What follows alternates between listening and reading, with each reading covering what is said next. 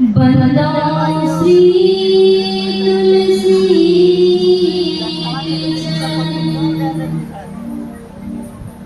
जिनकी जग काज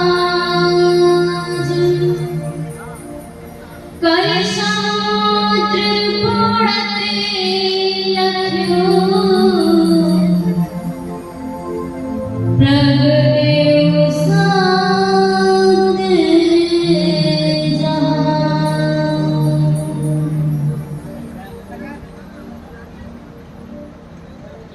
आई हनुमंत विराजे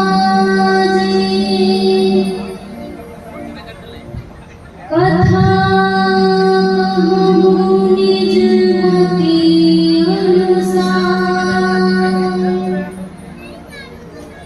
प्रेम सहित गात्री धरऊं विराजे पवन कुमार पधारे पवन कुमार।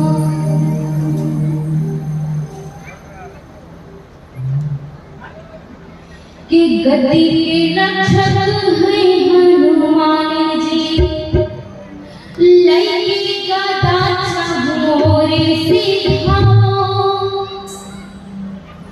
जो कोई दुष्टन के तनिया में ताहि महाप्रभु मारे गिराओ जो धरे ध्यान कथा सुनी है तिनके धन धाम और पुत्र बढ़ाओ विनती हमारी यही हनुमान जी छोड़े गढ़ी तो यहाँ चल आओ छोड़े सिंहासन यहाँ चल आओ।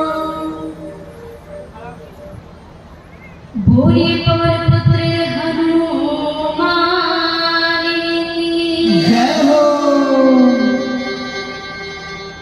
अखिल ब्रह्मांड के नायक पराब्रह्म अकाल करुणा भगवान श्री सीताराम जी महाराज जिनके बाम भाग में सुशोभित माता जगत जननी जानकी दक्षिण भाग में भैया लखनलाल और इन तीनों के चरणों में निरंतर सेवारत श्री हिम्मतलाल जी महाराज इनको अपने मन रूपी पुष्पांजलि अर्पित करते हुए भूत भावन भोलेनाथ माता पार्वती सहित उनके चरणों में नमन वंदन। यहाँ पर उपस्थित सभी श्रोतागण बाल गोपाल स्वरूप नन्हे मुन्ने बच्चे पिता तुल्य भाई तुल्य हमारे भाई हमारी माताएं कन्हैया हमारे संगीतकार भैया लोग आचार्य जी और जितने भी समिति के पदाधिकारी गणजन हैं सभी को इस व्यास बेटी की तरफ से प्रणाम। सभी हमारा प्रणाम स्वीकार करें। सभी को राधे राधे जय श्री सीताराम।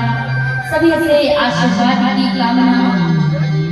आइए इस मंच की परंपरा के अनुसार 2 बार भगवान नाम संकीर्तन तत्पश्चात जैसे प्रभु की इच्छा होगी उनका गुणगान करने का प्रयास करेंगे।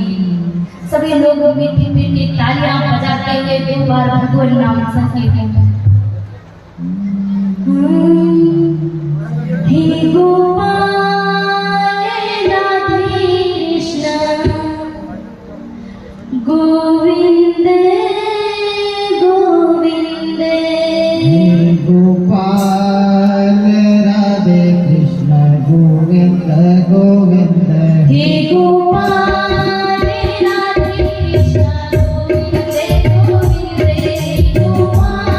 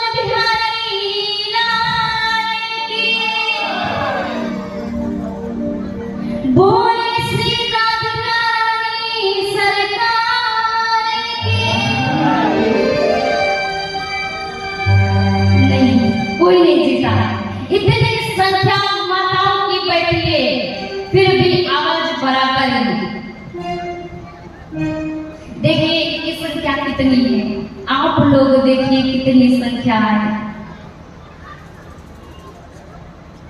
हमारी तो कम से कम लाज रख लो, हम भी आप लोगों से ही हैं।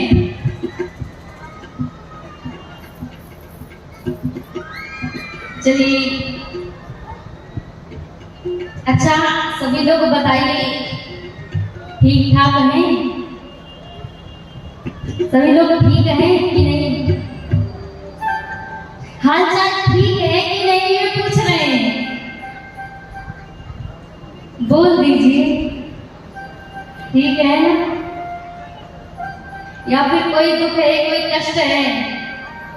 दुख होगा उसका भी निवारण किया जाएगा।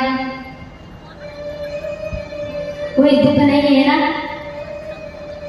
भगवान की शरण में बैठे दुख होना भी नहीं चाहिए।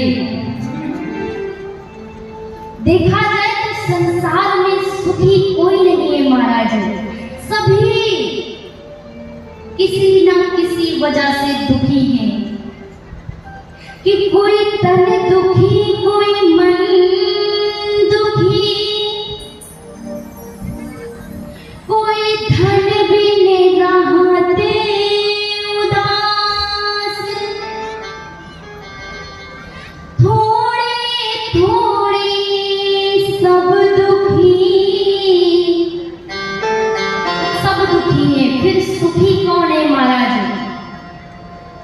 सुखी राम के दास, जो भगवान के दास हैं वो सुखी हैं।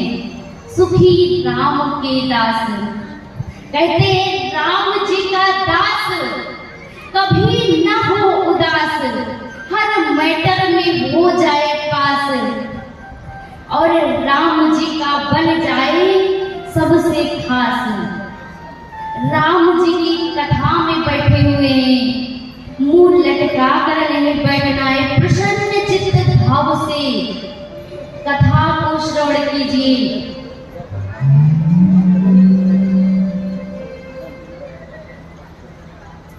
ये कथा हमें प्रसन्न रहना, देखिए ये मात्र ऐसी कथा है राम जी की जिसमें आपको हंसना भी खूब आएगा और रोना भी खूब आएगा। किस भाव में सुनना है आप लोग निश्चय कीजिए। कल इस कथा के 4 घाट बताए गए थे, 4 घाट। प्रथम घाट की कथा सभी लोगों ने कल श्रवण की। दूसरा घाट कौन सा है? कर्मकांड घाट। यहाँ पर कौन कथा कर रहे हैं? श्री याज्ञवल्क्य जी महाराज भरद्वाज जी को कथा सुना रहे हैं। और जितनी भी कर्म की बातें मानस में आई हैं, सारी बातें श्री याज्ञवल्क्य जी महाराज भरद्वाज जी से कहते हैं। सभी जानते हैं, सभी को ज्ञात होगा कि प्रतिवर्ष कुंभ का मेला लगता है तीर्थराज प्रयाग में। इस बार भी लगा था। कितने लोग गए थे स्नान करने के लिए? कोई नहीं गया था क्या? हम तो भाई गए थे, हम गए थे, हम हाथ खड़ा कर रहे हैं। यही तीर्थराज प्रयाग, वैसे तो ये मेला प्रतिवर्ष लगता है, लेकिन 6 वर्षों के बाद कहते हैं अर्ध कुंभ, और 12 वर्षों के बाद महाकुंभ का मेला लगता है। यही कुंभ का समय था। तीर्थराज प्रयाग में जितने भी ऋषि मुनि संत सारे जाते हैं वहां गंगा स्नान करने, त्रिवेणी स्नान करने। इसी में श्री याज्ञवल्क्य जी महाराज भी जाते हैं।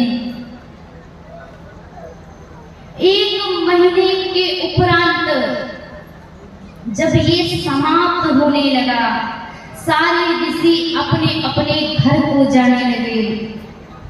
श्री याज्ञवल्क्य जी महाराज भी अपने घर की तरफ जा रहे थे, लेकिन आज एक दूसरे ऋषि थे जो उनके चरण पकड़ लेते हैं और कहते हैं महाराज आप अभी मत जाइए। क्यों?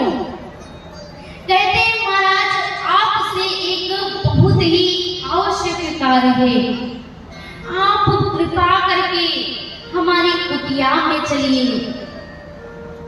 ये दूसरे ऋषि कौन थे? श्री भरद्वाज जी महाराज। चरण पकड़कर उन्हें अपनी कुटिया में ले आते हैं। श्री याज्ञवल्क्य जी महाराज कहते हैं कि बताइए भाई कौन सा ऐसा आवश्यक कार्य था कि आप हमें अपनी कुटिया में लेकर आए हैं। भरद्वाज जी महाराज कहते हैं महाराज काम तो कोई नहीं है, एक प्रश्न है। कहते हैं यदि प्रश्न ही पूछना था तो आप वही पूछ लेते, हम उत्तर दे देते और चले जाते, यहाँ कुटिया में आने की क्या आवश्यकता थी। कहते हैं महाराज प्रश्न कुछ ऐसा है कि यदि पूछता हूं तो आप कहीं ये न समझें कि इतने बड़े ऋषि कुंभज ऋषि अगस्त ऋषि जी के शिष्य होकर भी ये इतना नहीं जानते हैं, और यदि नहीं पूछूंगा तो महाराज मेरी बड़ी हानि होगी। कहते हैं पूछिए भाई कौन सा ऐसा प्रश्न है। भरद्वाज जी महाराज पूछ क्या रहे हैं? कहते हैं राम कवन मुनि पूछहु तो ही। महाराज राम कौन है ये बताइए।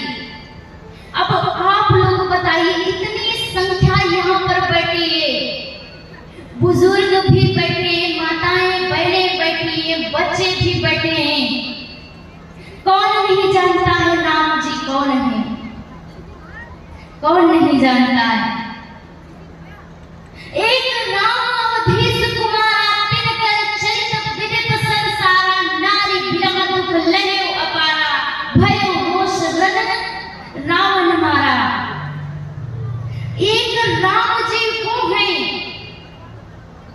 कौन राम जी? महाराज दशरथ के पुत्र प्रभु श्री राम जी,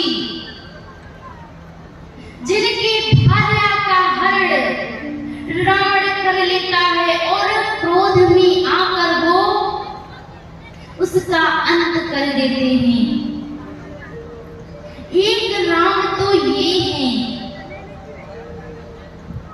और भरद्वाज जी महाराज कहते हैं कि मैंने ऐसा सुना है कि एक राम जी जिनका सतत मनन चिंतन भोले बाबा अपने ध्यान में करते रहते हैं, जिनके ध्यान में भोले बाबा 24 घंटे बैठे रहते हैं। क्या ये वही राम है या फिर कोई अन्य है?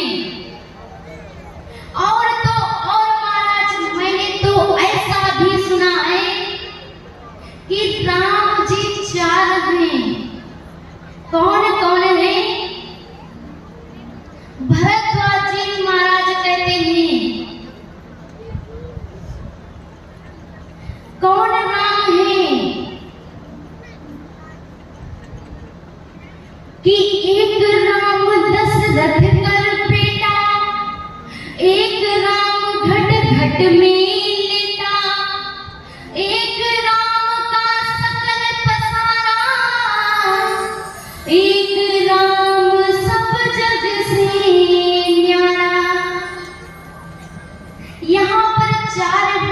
जी तो यही हो जाते हैं। अब मेरे मन में ये संशय उत्पन्न हो रहा है, महाराज राम आखिर है कौन? कृपा करके बताइए। याज्ञवल्क्य जी महाराज मुस्कुराते हुए बोलते हैं कि राम भगत तुम मन क्रम बानी और चतुराई तुम्हारी मैं जानी। आप राम जी के भक्त हैं, मन से वचन से कर्म से राम जी के भक्त हैं। भरद्वाज महाराज ऐसे ऋषि हैं जो इंद्रियों को भी अपने वश में करने वाले हैं। ऐसे भरद्वाज महाराज प्रश्न क्या कर रहे हैं, राम कौन है? देखिए यहाँ पर कितनी अच्छी बात कही गई है कि जब भी कोई संत जन, कोई प्रभु का भक्त मिले, उससे ऐसा ही प्रश्न कीजिए कि जिस प्रश्न से प्रभु की कथा प्रारंभ हो जाए, प्रभु का नाम स्मरण सुनने को मिले। ऐसा प्रश्न कभी नहीं करना चाहिए कि चलती हुई कथा भी रुक जाए। कितना सुंदर प्रश्न। याज्ञवल्क्य जी महाराज कहते हैं कि आप मन से वचन से कर्म से भगवान के दास हैं, फिर भी आप ऐसा प्रश्न कर रहे हैं। मैं समझ गया आप प्रभु की कथा सुनना चाहते हैं। लेकिन भरद्वाज जी देखिए पूछ क्या रहे हैं, राम कौन है? और भरद्वाज जी श्री याज्ञवल्क्य जी महाराज बताते क्या हैं, कथा कौन से प्रारंभ करते हैं? भोले बाबा की कथा। कहते हैं जो भगवान के भक्त होते हैं, जो सत्संगी होते हैं, उनसे जब कोई प्रश्न करता है तो पहले वो देखते हैं कि ये कथा के अधिकारी हैं कि नहीं है। यदि वो कथा के अधिकारी होंगे, जैसे भरद्वाज जी ने पूछा राम कौन है, और श्री याज्ञवल्क्य जी महाराज कथा भोले बाबा की सुना रहे हैं, मतलब दूसरी कथा सुनाइए। यदि वो सत्संगी होंगे तो आप भगवान की कोई भी कथा सुनाइए, वो श्रद्धा पूर्वक भाव पूर्वक सुनेंगे। गोस्वामी जी महाराज कहते हैं कि राम कथा के ते अधिकारी, जिनकी सत्संगति अति प्यारी। श्री याज्ञवल्क्य जी महाराज कहते हैं प्रभु पर संशय नहीं करना चाहिए। और कथा प्रारंभ करते हैं कहां से कि भरद्वाज जी महाराज त्रेता युग का समय है। त्रेता युग का समय है। याज्ञवल्क्य जी महाराज कहते हैं एक बार त्रेता युग माही, शंभु गए कुंभज ऋषि पाही। एक बार त्रेता युग माही, शंभु गए कुंभज ऋषि पाही। संग सती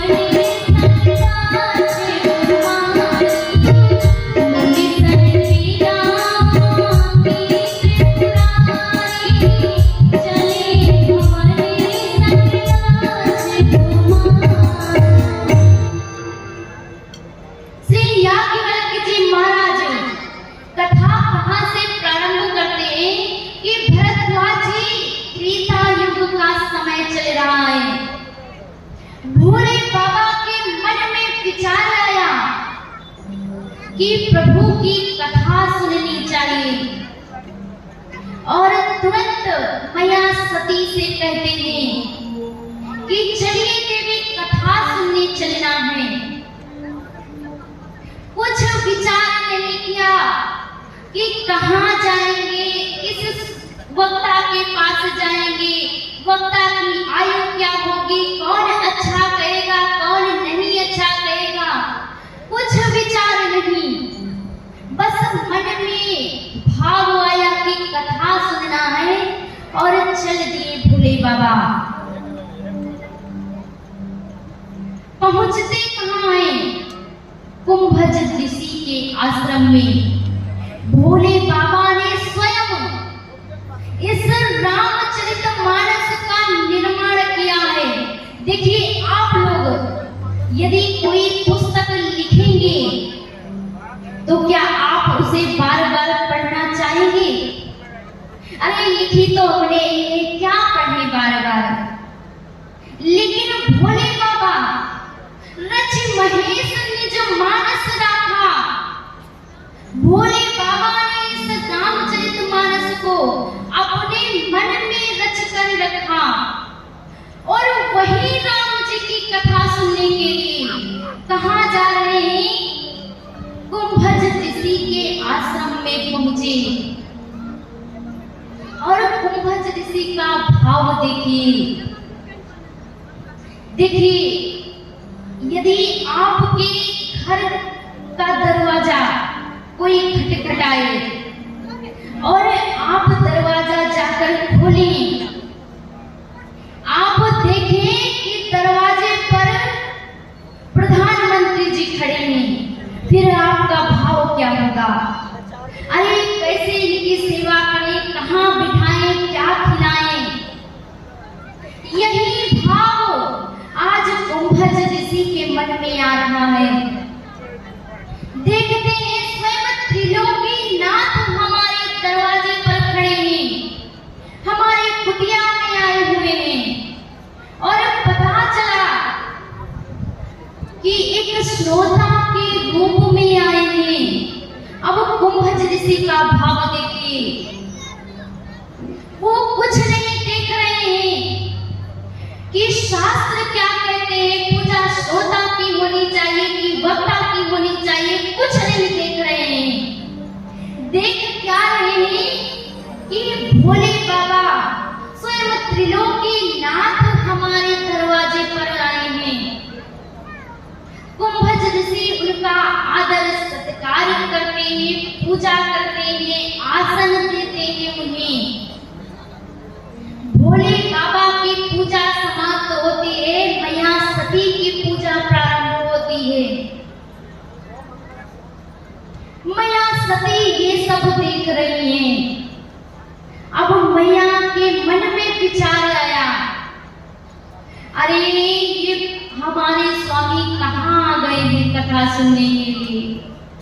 अरे इन्हें तो इतना भी ज्ञान नहीं है कि पूजा श्रोता की होती है कि वक्ता की होती है। इतना भी पता नहीं है कि क्या हमें कथा सुनाएंगे। पहले से ही इनके मन में संशय उत्पन्न हो गया कि अरे इन्हें कुछ नहीं आता है, इतना भी नहीं जानते हैं तो ये कथा क्या सुनाएंगे। लेकिन कहते हैं संतों का हृदय, संत हृदय नवनीत समाना। संतों का हृदय मक्खन की भांति होता है।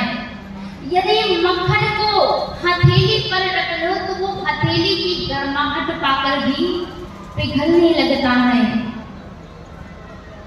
एक बार होता क्या है, एक संत जी नदी में स्नान कर रहे होते हैं। देखते क्या है, एक बिच्छू नदी में डूब रहा है। संत जी उसे अपनी हथेली पर उठाकर किनारे की तरफ ले जाने लगते हैं। बिच्छू ने डंक मार देता है, संत जी लड़खड़ा जाते हैं, बिच्छू फिर नदी में गिर जाता है। संत जी ने फिर से उसे उठाया हथेली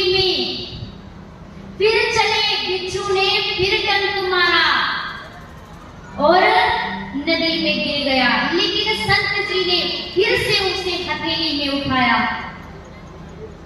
ये सब दृश्य उनका एक शिष्य किनारे पर खड़े होकर देख रहा था। उसने संत जी के पास जाकर पूछा कि महाराज ये आप क्या कर रहे हैं? अरे ये बिच्छू बार बार आपको डंक मार रहा है, फिर भी आप इसे किनारे पर क्यों ले जा रहे हैं? संत जी ने बड़ा ही सुंदर उत्तर दिया। कहते हैं संत जी कि देखिए ये एक छोटा सा जीव है और हम क्या हैं? संत हैं। ये छोटा सा जीव होकर जब अपना स्वभाव नहीं छोड़ रहा है तो हम संत होकर अपना स्वभाव कैसे छोड़ दें? बिच्छू का स्वभाव तो डंक मारना ही है और संत का स्वभाव क्या है? डूबते को किनारे पर ले जाना। तो जब ये अपना स्वभाव नहीं छोड़ रहा है, हम अपना स्वभाव कैसे छोड़ दें? आज यहाँ कुंभज ऋषि भोले बाबा का पूजन करते हैं, मैया सती का पूजन करते हैं और कथा प्रारंभ होती है। देखिए कुंभज ऋषि अर्थात कुंभज अर्थात घट, जो घड़ी से उत्पन्न हुआ हो। घट के भी दो अर्थ हैं, एक घट अर्थात घड़ा और दूसरा घट अर्थात हृदय। भोले बाबा यहाँ संकेत कर रहे हैं कि कथा जब भी सुने तो घट से सुने, हृदय से सुने, तभी कथा सुनना सार्थक होगा। अब मान लो कोई महाराज जी आए कथा सुनाने के लिए, 9 दिन कथा सुनाकर चले गए, उनकी एक बात भी हम अपने जीवन में ना उतार पाए तो क्या फायदा है कथा सुनने का? कोई फायदा है? कोई तत्व निकला? कुछ तत्व नहीं निकला। कथा जब भी सुने हृदय से सुने। भोले बाबा कथा सुनते हैं, कहत सुनत रघुपति गुण गाथा, कछ दिन तहां रहे गिरिनाथा। कुछ दिन तो कुंभज ऋषि कथा करते हैं, भोले बाबा सुनते हैं और कुछ दिनों बाद भोले बाबा कथा प्रारंभ करते हैं, कुंभज ऋषि सुनते हैं। कथा की लीला समाप्त होती है। अब भोले बाबा कुंभज ऋषि से विदा मांगकर चलते हैं कि मुनि सन विदा मांगी त्रिपुरारी,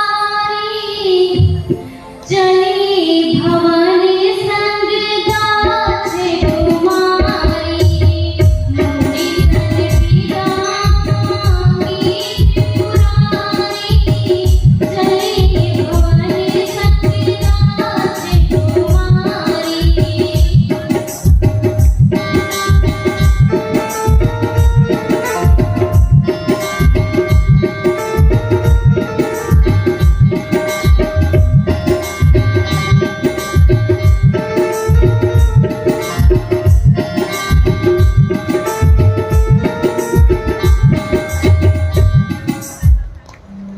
मुनि सन विदा मांगी त्रिपुरारी, चले भवन संग दक्ष कुमारी। यहाँ ध्यान देने योग्य बात है, जब भोले बाबा कथा सुनने के लिए आते हैं, भोले बाबा के संग में कौन आया था? संग सती जग जननी भवानी, मैया सती जगत जननी माँ भवानी आई थी कथा सुनने के लिए। कितना लंबा चौड़ा नाम था मैया का, कितने अक्षर का नाम है? 10 अक्षर का। संग सती जग जननी भवानी। भोले बाबा कथा सुनते हैं, मैया कथा में कोई ध्यान नहीं देती है, वो कथा नहीं सुनती है। बाबा गोस्वामी जी ने श्रोता की लिस्ट से मैया का नाम हटा दिया।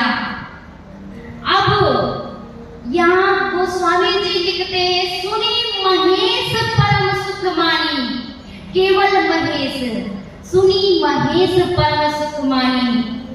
भोले बाबा मैया के साथ में जा रहे हैं, चले भवन संग दक्ष कुमारी। जब आई थी कितने अक्षर का नाम था? 10 अक्षर का। जा रही है तब कितने अक्षर का नाम बचा है? 2 अक्षर का। चले भवन संग दक्ष कुमारी। दक्ष अर्थात चतुर, एक चतुर की पुत्री जा रही है आज भोले बाबा के साथ में। अब कहते हैं ना, जब जैसे भगवान की कथा सुनी, जब मन में ये विचार आए कि भगवान की कथा सुने, ऐसा मन में विचार आए कि प्रभु के दर्शन हो जाएं, तब समझिए आपका कथा सुनना सार्थक हुआ है। भोले बाबा ने कथा सुनी, मन में विचार करते हैं कि भगवान की कथा सुनकर हमारे कान धन्य हो गए हैं। यदि उनका दर्शन हो जाता तो ये नेत्र भी धन्य हो जाते। इसी भाव से कथा सुननी चाहिए। जब हमारे मन में ये भाव आने लगे कि हमें भी भगवान के दर्शन हो जाते, तब समझिए हमारा जीवन धन्य हुआ, हमारी कथा सार्थक हुई। भोले बाबा के मन में विचार आता है। उसी समय त्रेता युग का समय चल रहा था, प्रभु श्री राम जी का अवतार हो चुका था, वन गमन हुआ, मैया जानकी का हरण हुआ, और उसी दंडकारण्य वन में प्रभु श्री राम जी रोते बिलखते मैया जानकी को ढूंढ रहे हैं, और इधर भोले बाबा देखते हैं, प्रभु को प्रणाम करते हैं। भगवान रो रहे हैं, लताओं पताओं से पूछ रहे हैं कि हे खगमृग, हे मधुकर सेनी, तुम देखी सीता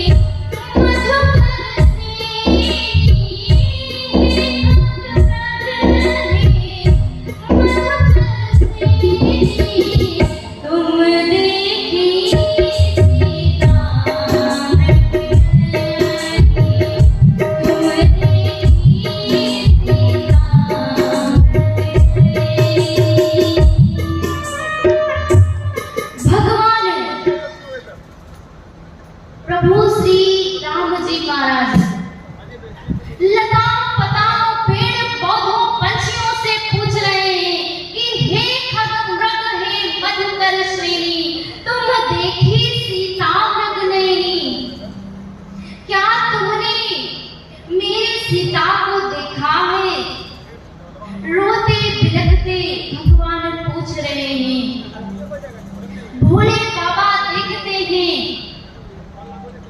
और उन्हें प्रणाम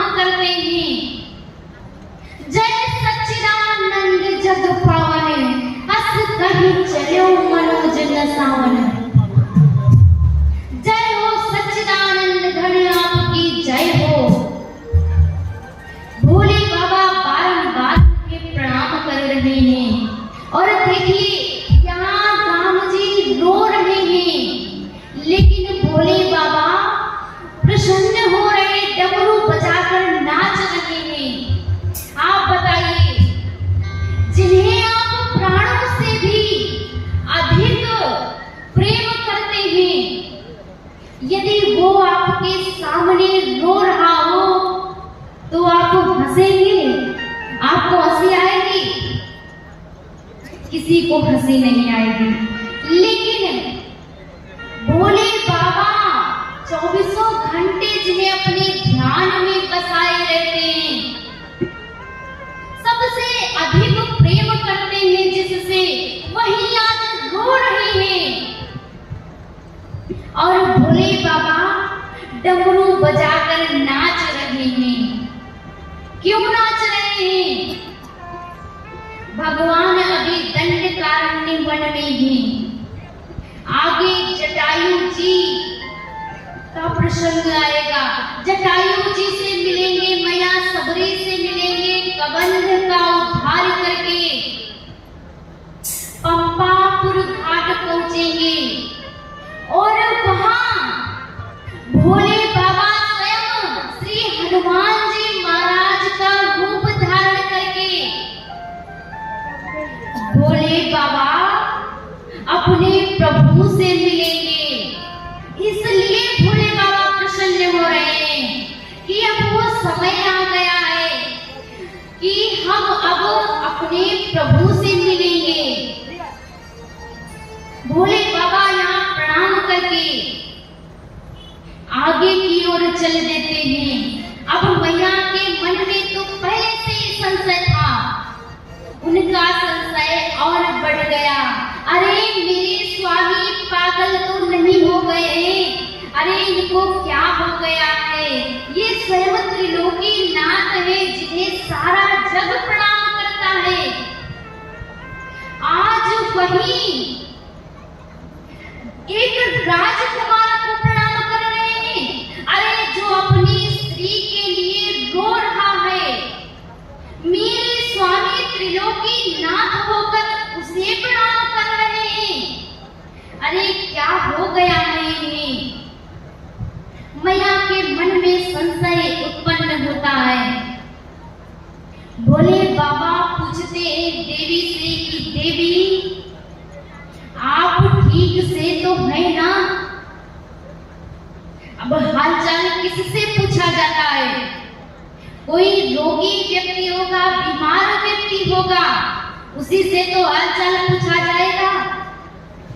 भोले बाबा समझ चुके हैं कि मैया को बड़ी भयंकर बीमारी हो चुकी है और ये बीमारी ऐसे ठीक होने वाली नहीं है। मैया कहती है अरे स्वामी किसको प्रणाम कर रहे हैं? भगवान बताते हैं कि देवी ये स्वयं श्री हरि नारायण हैं, सच्चिदानंद घन हैं। ये रूप धारण करके आए हैं, पृथ्वी पर इनकी लीला चल रही है। लेकिन मैया कुछ समझना नहीं चाहती हैं। बार बार समझाने पर भी मैया नहीं समझ रही हैं।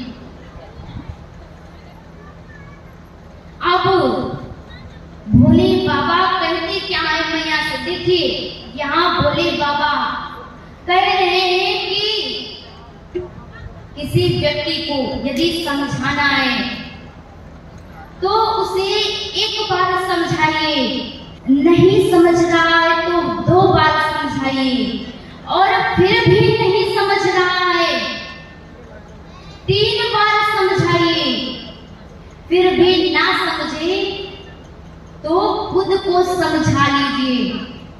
बार बार समझाने पर भी ना समझे तो स्वयं समझ जाइए। ऐसे किसी के सामने जैसे भोले बाबा मैया को समझा रहे, नहीं समझ रहे हैं। भोले बाबा कहते हैं कि देवी यदि आप नहीं समझना चाहती है तो जाइए फिर इनकी परीक्षा ले लीजिए। इतना प्रेम देखिए भोले बाबा मैया पार्वती के, मैया सती के बीच में कितना प्रेम है, लेकिन फिर भी मैया सती आज उनकी बात नहीं मान रही। रही हैं। कहते हैं प्रभु से प्रेम ऐसा होना चाहिए। अभी आगे प्रसंग आएगा। भक्तजन कहते हैं प्रभु से कि हे प्रभु, मुझे ऐसी लगन लगाना कि जिंदगी भर ना छूटे, ऐसा नशा चढ़ाना कि जिंदगी भर ना छूटे, जिंदगी भर ना उतरे। कहते हैं ना कि कैसा नशा शराब का, कैसा नशा शराब का, जो उतरे होते प्रभात, नाम कुमारी लाल का चढ़ी रहे दिन रात। भक्तजन कहते हैं प्रभु से कि हे प्रभु, ऐसी लगन लगाना कि जिंदगी भर ना छूटे। कैसी लगन हो, मुझे ऐसी लगन तू लगा दे, मुझे ऐसी लगन तू लगा दे कि तेरे बिना पल ना रहूं, मुझे ऐसी लगन तू लगा दे कि तेरे बिना पल ना रहूं, मुझे ऐसी लगन तू लगा दे। तेरे बिना मैं न रहूं, बिना पल ना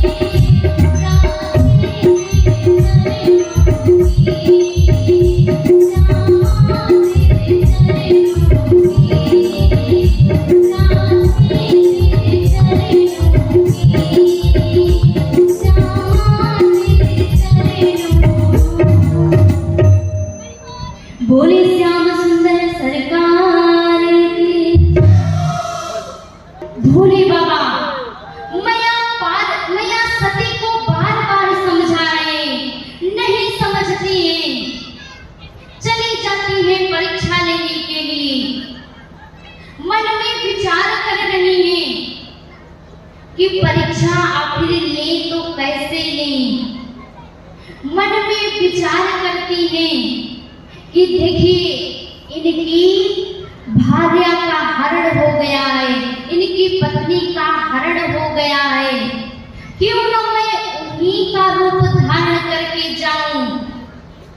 यदि ये भगवान होंगे तो मुझे पहचान जाएंगे और नहीं होंगे तो मुझे ही अपनी पत्नी समझेंगे।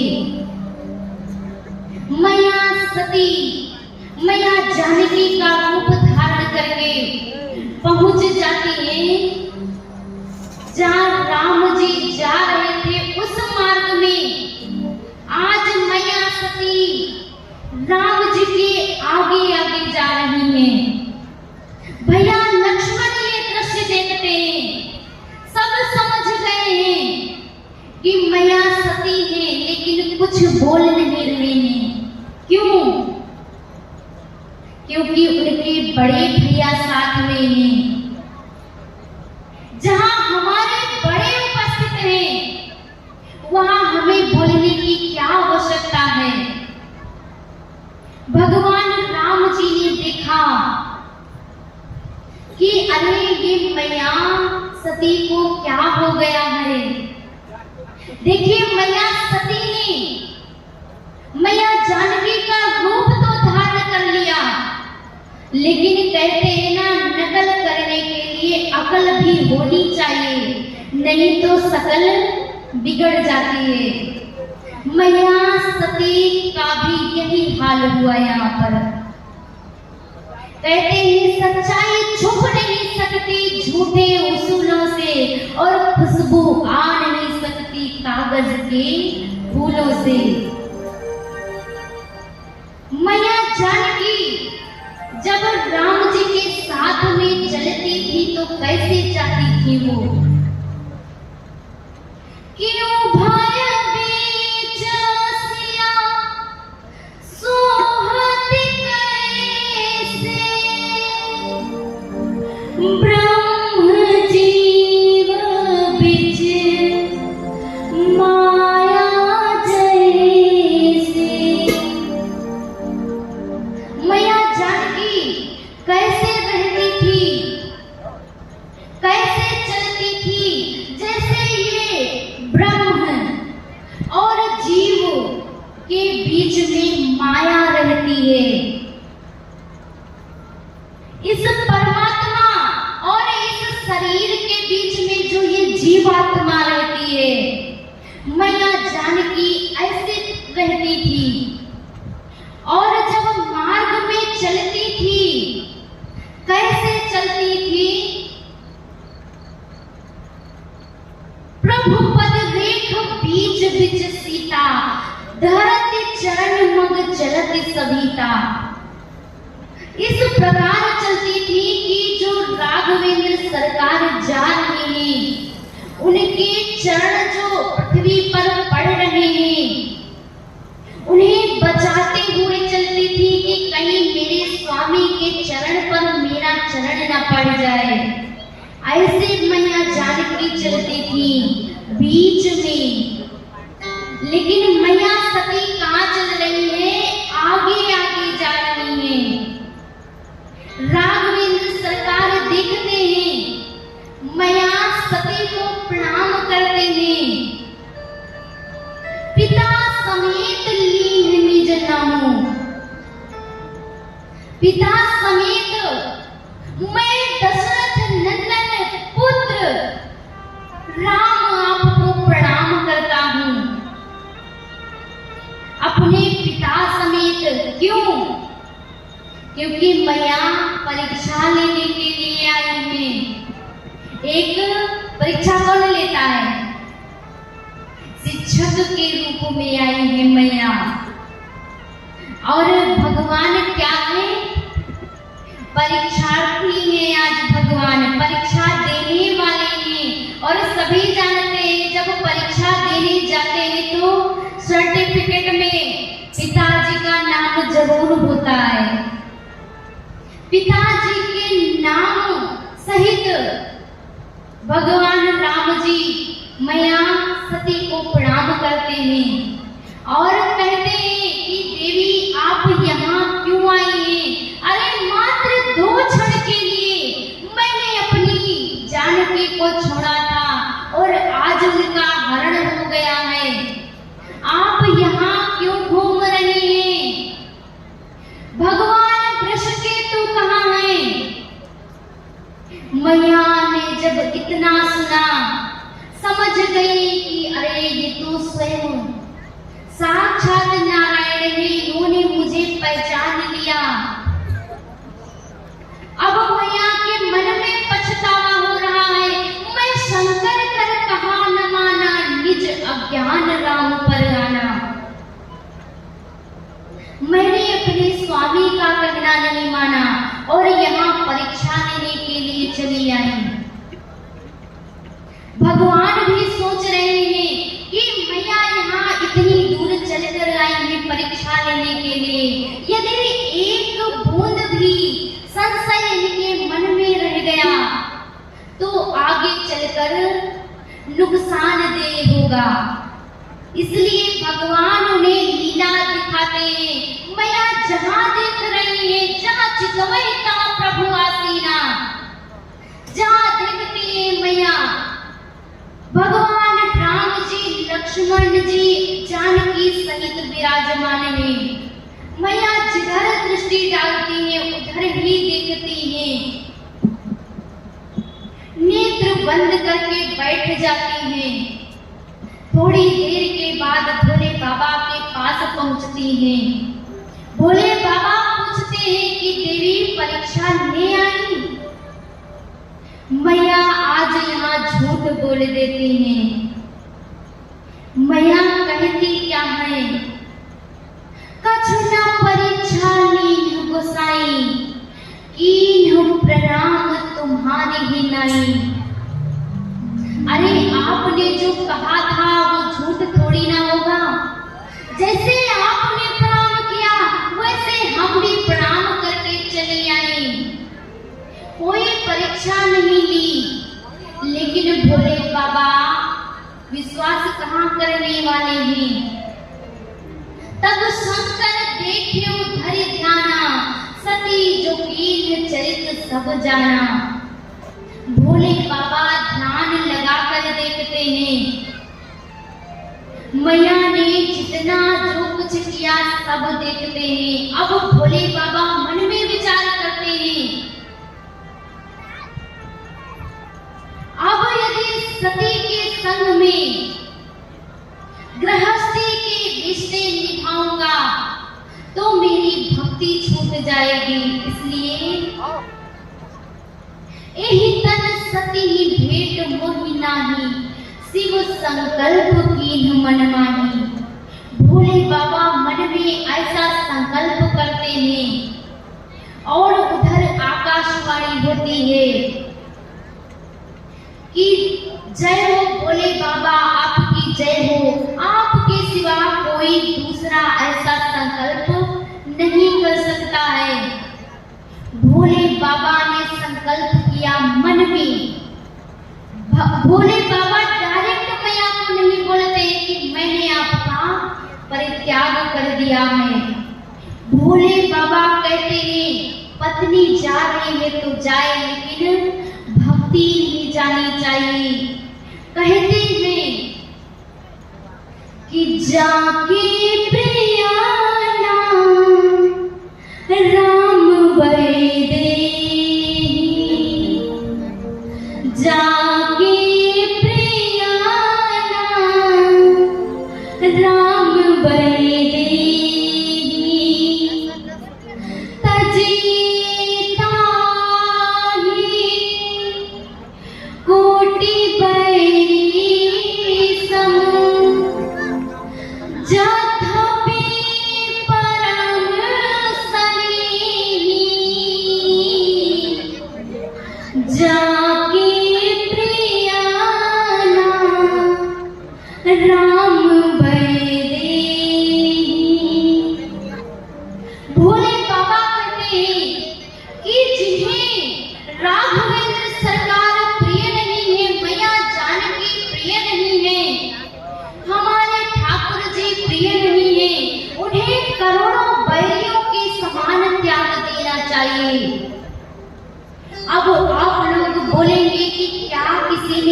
ऐसा किया है?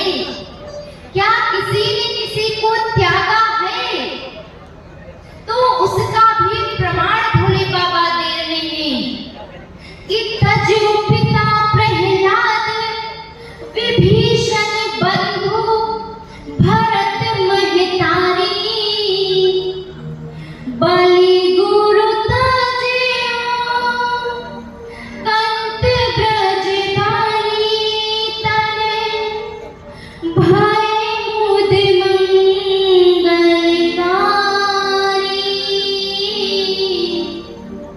जाके प्रिया राम बड़े। भोले बाबा प्रमाण के रूप में बता रहे हैं कि तजो पिता प्रहलाद, प्रहलाद ने अपने पिता का त्याग कर दिया, विभीषण ने अपने सगे भाई का त्याग कर दिया, और भरत ने स्वयं अपनी मां का त्याग कर दिया। और इससे भी बड़ा प्रमाण क्या चाहिए? और इतना ही नहीं, ब्रज की जो गोपियां हैं उन्होंने तो कन्हैया के लिए अपने पतियों का ही त्याग कर दिया। भोले बाबा आज मैया सती का मन ही मन परित्याग कर देते हैं। यही तन सती भेंट मोहिनानी, शिव संकल्प की मन मानी, और पहुंचते हैं कैलाश पर्वत पर। इससे पहले कि मैया सती उनसे कुछ पूछे, भोले बाबा समाधि में बैठ जाते हैं कि शंकर साज स्वरूप सहारा, लागी समाधि अखंड अपारा, लागी समाधि अखंड अपारा। भोले बाबा ने अपना स्वरूप संभाला और अखंड समाधि में बैठ जाते हैं। ऐसी वैसी समाधि नहीं, 87,000 वर्षों की समाधि में भोले बाबा बैठ जाते हैं। इन दिनों मैया भोले बाबा की सेवा करते